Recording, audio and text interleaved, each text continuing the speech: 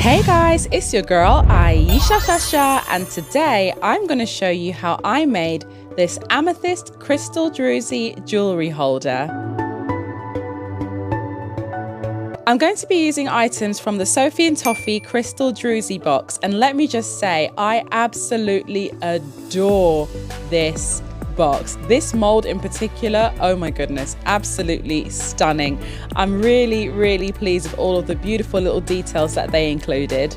Now, amethyst is actually my birthstone, so I had to dig out all my purple stuff and also some very fine glitter and some very fine cellophane flakes. Now, it's very important when you're doing druzy stuff to make sure that your glitter is as fine as possible, because the chunky glitter doesn't look as realistic.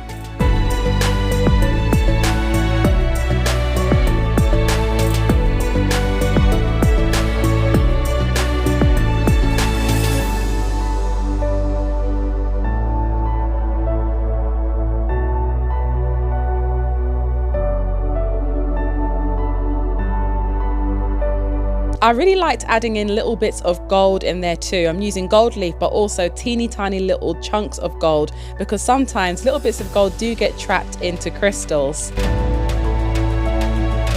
Next, I'm using both mica powders to just gently brush inside of the mold in just random areas. I love using the white gold. I know you can't really see it properly at the moment, but you will do once it's all nicely cured. But yeah, using the white gold along with the purple, it just gives it a bit of dimension, I suppose.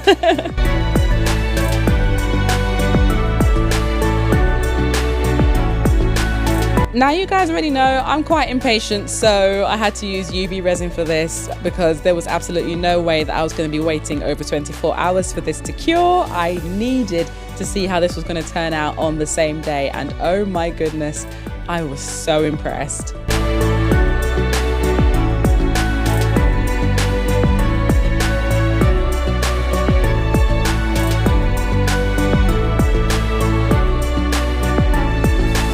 So whilst it was curing, I decided to make some of the irregular shapes. Now, I know that there were squares and there were stars and ovals, but I thought that the irregular shapes looked the most natural, I suppose. So I decided to go for that. Once I'd made two, I decided, okay, I need to make loads more of these.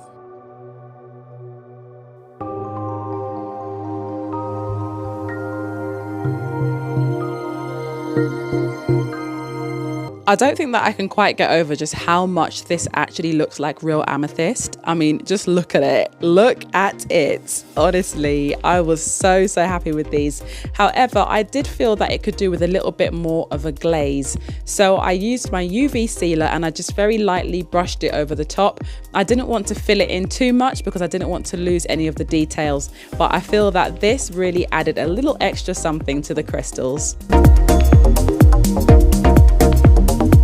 Okay guys, here it is, the moment you have all been waiting for in 3, 2, 1, bam! Look at that. Oh my goodness. Let me tell you, I stared at this for like a good hour, okay? I just couldn't get enough of it. It's absolutely stunning and I love the feel of it. I've always loved the feel of actual crystals. So now I decided, you know what, that's just not enough for me. Let's get some proper crystal shards in there. These molds here are also from Resin. Make sure that you check out my description for a little discount in there as well. Once I'd picked out the ones that I was going to be using, I then did basically the same technique, brushed in a little bit of mica powder and then very gently poured in the resin. Now, you've got to make sure that you don't get a little air pocket at the top of your crystal, otherwise you won't get the nice little point. So I did use a metal object that has a bit of a point on the end of it, just to make sure that I got rid of any air bubbles that were there at the top.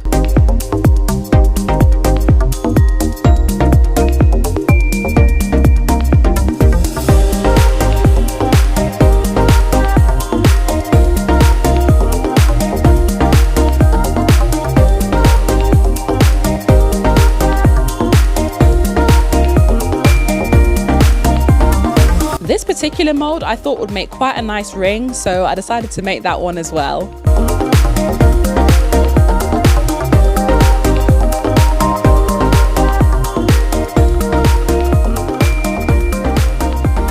Now these came out absolutely beautifully. Look at how gorgeous, how realistic, how stunning that these crystals are. I love them. They were very, very easy to pop out of the mold as well, which is always a bonus. And they do have a hole in the bottom, which is ready for you to either put a jump ring through or to thread some wire through if you wanted to wrap it like a real crystal gem. Honestly, I could not stop staring at these. Let me know what you think.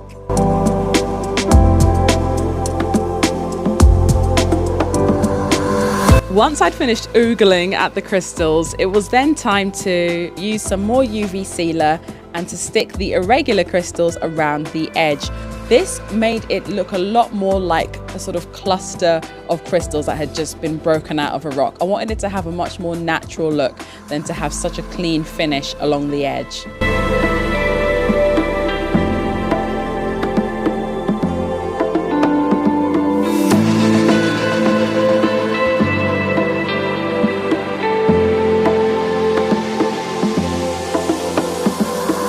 And there we have it, my darlings. What do we think so far? Let me know in the comment section below, and also let me know if you chose to do this same craft, which gemstone would you pick?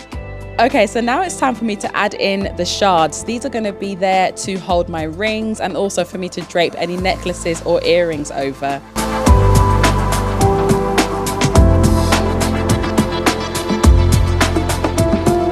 I decided to add a little bit more UV resin at the base of each shard just to make sure that it was in nice and tightly, and then I made my lovely little ring at the end. Here we go, darlings, the moment we have all been waiting for. What do we think?